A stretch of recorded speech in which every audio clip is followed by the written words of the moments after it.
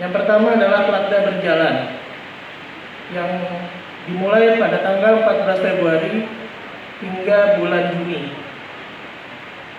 Lalu akan ada yang tahap kedua, Platda terpusat. Ini akan diselenggarakan dari bulan Juni hingga bulan September 2021. Yang lolos seleksi PON atau kualifikasi PON terdiri dari 131 atlet dan 59 ofisial. Dan ini kesemuanya akan mengikuti event pelatihan daerah ini, sehingga kami dapat memonitoring, mengevaluasi atlet terhadap segala kemungkinan persiapannya.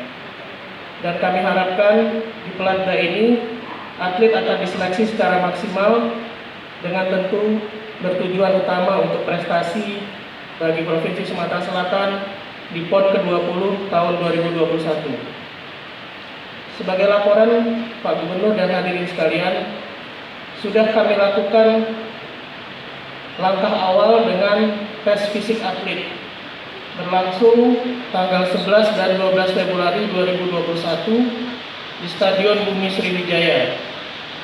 Hal ini kami lakukan sehingga dapat diidentifikasi kondisi kesehatan dan fisik, sekaligus dapat memprediksi potensi prestasi para atlet, sehingga bisa menjadi salah satu tolak ukur kesiapan atlet Provinsi Sumatera Selatan menuju PON ke-20 tahun 2021 di Papua.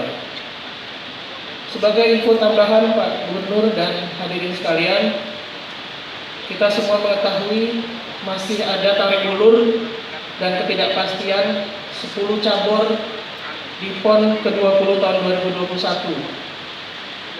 Ironi bagi kita, di antara 10 cabur itu kita punya cabur-cabur yang berpotensi medali emas. Dengan ini saya nyatakan dimulai. Terima kasih. Salam olahraga. Assalamualaikum warahmatullahi wabarakatuh.